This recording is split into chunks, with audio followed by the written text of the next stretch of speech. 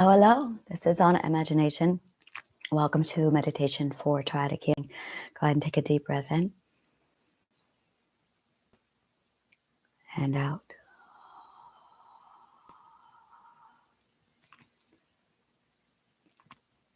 And in and out. We're going to take just a minute. Reserve this space for us. This is the time for you to sit with your own perspective.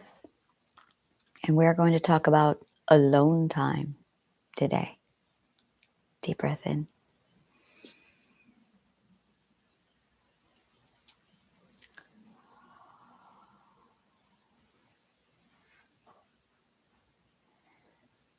Imagine you are in a vast genie bottle with no space suffocating you. It's all your space and you're pushing everything out. Deep breath in and out.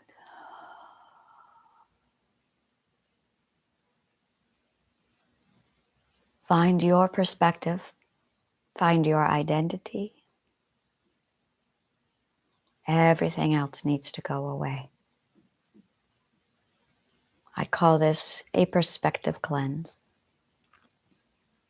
It's just you and your perspective. We receive so much information from other people, outside sources, that our perspective gets contaminated.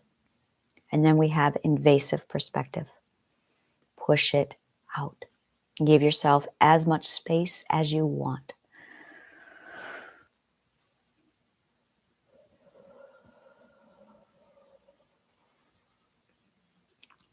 Deep breath in.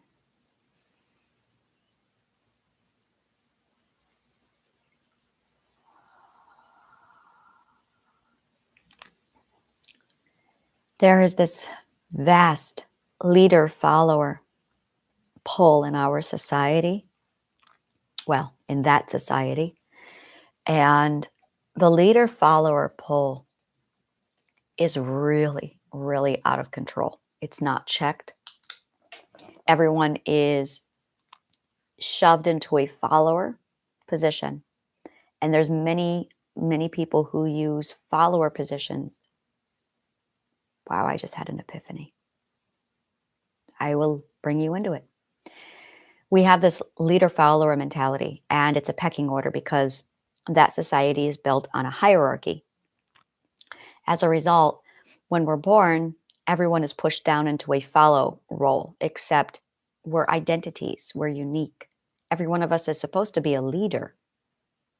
Every person is supposed to be a leader of their own lives. And instead, what happens is when we're born, because of insecurity, trauma, abuse, control, there are people who project that need to control onto others by establishing leader and forcing everyone into a follower role. Now, this goes to extremes. Some people are just, I'm the adult, you're the child. Other people are, I'm the boss, you're the employee. But some people are so abusive that this follower role gets reduced to literally a slave status because it's so unchecked. And some people are that abusive. So every one of us is supposed to be a leader. Every one of us. Shy people, introverts. Our society just doesn't allow it. And it combats against our identities.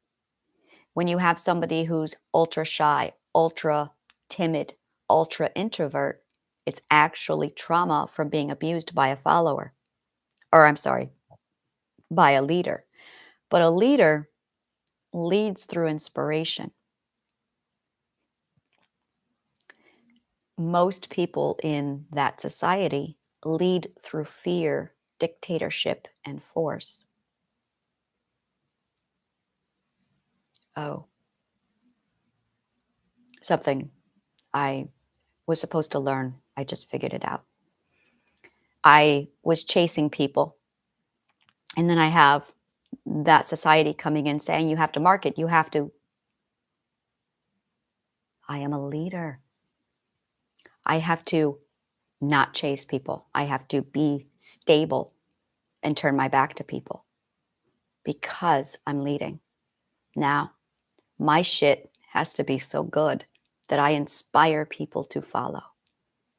I cannot chase because that's abuse. Because that's that mentality. And that's one of the things that I separated from, but I haven't named it. I didn't realize it. It was just a feeling. I'm finally naming the feeling where it's me stepping out of that, going, I can't chase them. I can't even use marketing because that's chasing. I have to stand alone and I have to do my thing. I can communicate to people, this is what I'm doing. This is what I'm building. This is what I have. You can choose, but you have to decide if you want to follow. By making that choice, you're actually leading because you've chosen to. When you choose to follow without fear, that is when you become a leader. I'm following the universe. We're all following someone. The question is, are you following out of fear or are you following out of inspiration? And that's the difference between freedom and slavery. That's the difference between freedom and abuse. So, this leader follower mentality is a huge part of it. And there are so many people who aren't leaders, who are just abusers, projectors, controllers, that they force their dictators. And they use, they're dictators. There's no, this is cut dry because they literally rule with fear and abuse and intimidation. Parents do it, teachers do it, bosses do it. And then people who are abused fall into a follower mindset or a slave mindset, depending upon the severity. So the entire system is built on that. And what I'm building here is separate from that. It's everyone's a leader. Everyone is a leader. Every person in my city leads. And if you don't feel like you can, you are nourished and you are taught at your own pace, gently. But we educate you to help you become a leader. So when you get into meditation, when you sit in this space, you are literally stripping out all of that dictatorship that's been forced on you. You're taking it all away. You are pushing out all of the perspective that isn't yours, and you are reviving your identity so you can lead, so you can become the master of your own life. We're in a position where our parents dictate what we're going to be when we grow up, who we're going to marry in some cases. They make all of our decisions for us. And that puts us in a position of a power struggle with our parents and a lack of control in our lives. And then we seek out control, so we project onto others. It is literally one of the most toxic cycles of abuse over and over and over that every person is caught up in. Every person is caught up in that cycle. This is where I stepped out of it and said, no, this is authenticity city now. Welcome. That cycle does not exist in this space. Come in and we'll work through getting that out of you so you can find who you are. But in order to do this, you've got to get out of that system because that system runs off of the dictatorship and the toxin of seeking control, power struggle, leader follower, hierarchy, rinse and repeat. Seek out control, projecting control, dictator, leader follower, rinse and repeat. It's just an abuse. It's literally trauma and abuse breeding. That's what the society is right now. Trauma and abuse breeding. So, welcome to Authenticity City. Now, deep breath in. So, when you are alone, you're stepping out of the city or out of that society. And we're going to rinse and purify all of that abuse and toxin out of us. All of it out. Deep breath in. And out.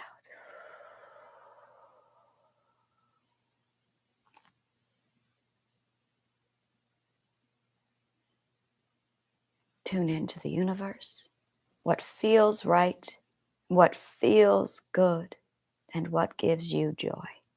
That's all that matters. Learn to center your life on those three questions. Does it feel right? Does it feel good? Does it give you joy? Deep breath in.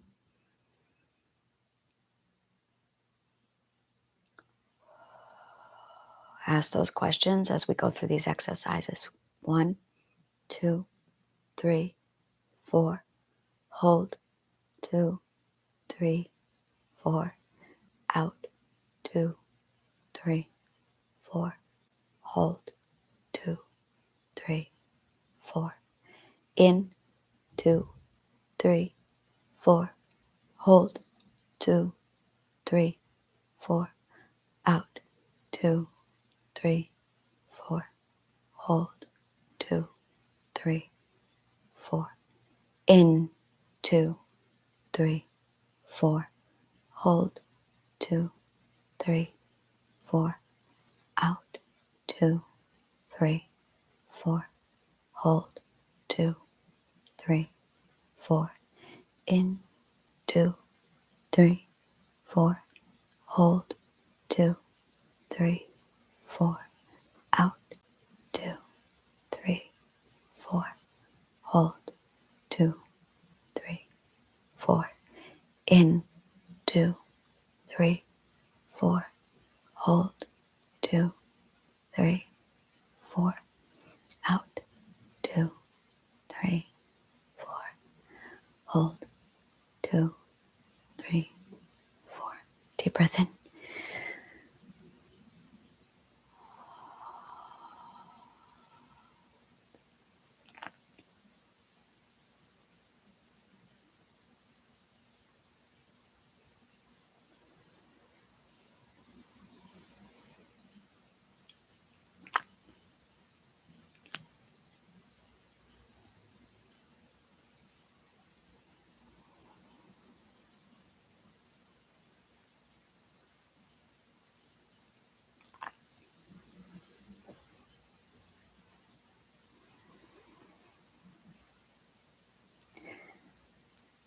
The reason why I'm building a city is because when you name something, you make it real. When you conceptualize it, you make it real. And it cannot exist in this realm, the physical realm, until and unless you create it in that realm. Everything starts in the abstract world. Everything does. And there's a process and a stage that it goes through in the abstract world before it can carry over into the physical realm. It is a very slow manifestation. And it doesn't happen overnight sometimes.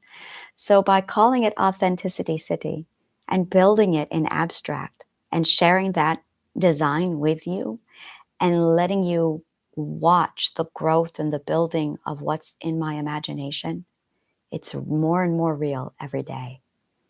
This is how we create reality. Only I'm not looking to create a little bit of a job or an opportunity. I'm looking to create an entire city. And it very much starts, it's like Epcot. It is exactly like Epcot. That's what he was trying to do. It turned it into an amusement park. But what he was actually trying to do was put together a living, breathing future city. And it starts with abstract.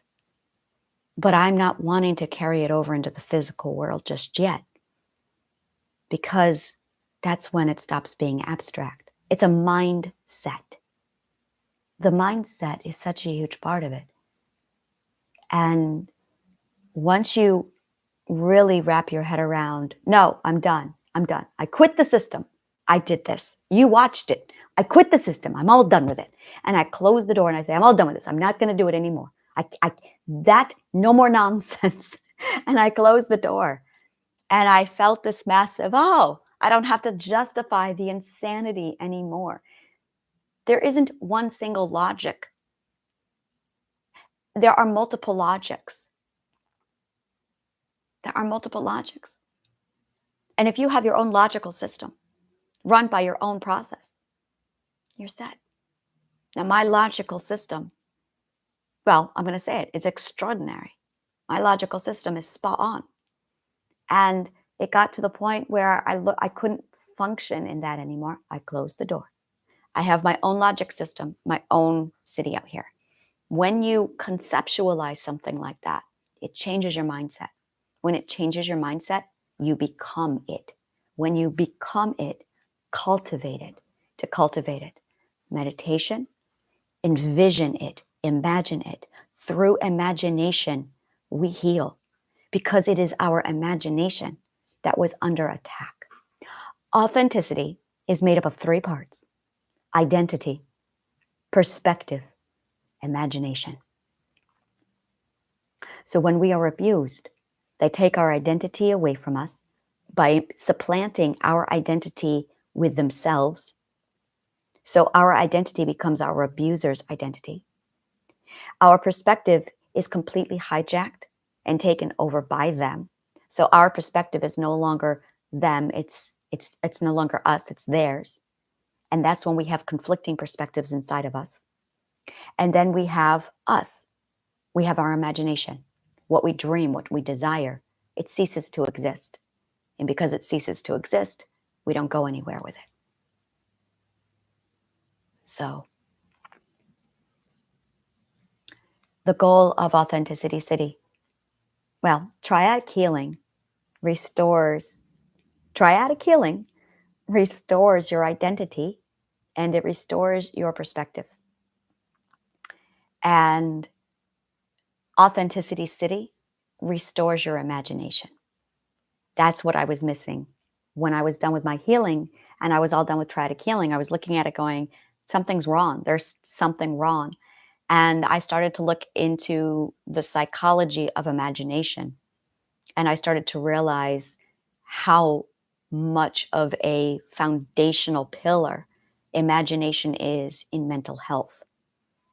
And it is grossly neglected.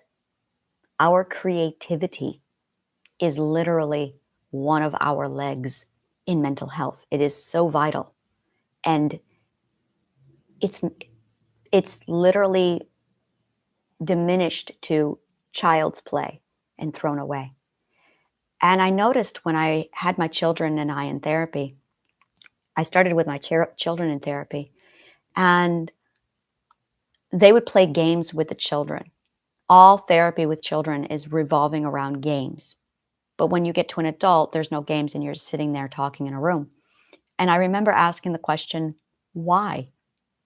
And then I did research on what play does to our brains. Adults, we really fucked this one up bad. Children are not the only ones who are allowed to play. Adults must play. Play is not a child thing. Play is a human being thing. That is what is wrong with the world, is there's no imagination. There's no play. Adults took all of the play away. And play is not a child thing. It is a human being thing. It is a mental health thing. So, oh yeah.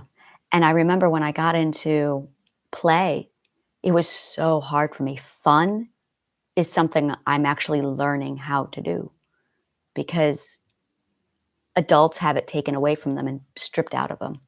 So, which is why I have a huge section of the city just dedicated to play. It's vital to mental health.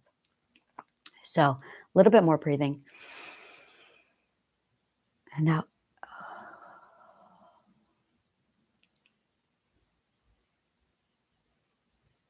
so when you are told to be alone, whether it be by your therapist or you realize, oh, I need some alone time, what you are really doing is restoring your perspective, your identity, and your imagination. You are removing all the invasiveness because we absorb way too much of it.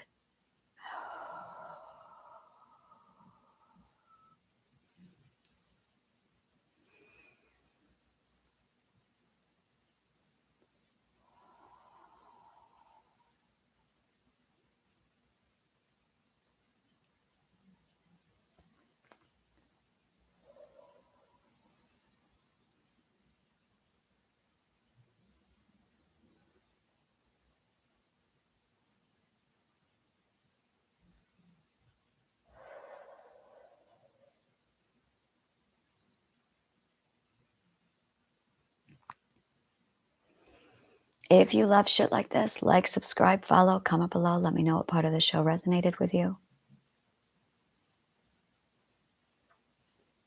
Take a look at my directory for Authenticity City at Linktree. The link is below. That shows you the entire city. It is a work in progress, so it's sloppy and disorganized at the moment. I'm working on it. And thank you. May the kindest of words always find you.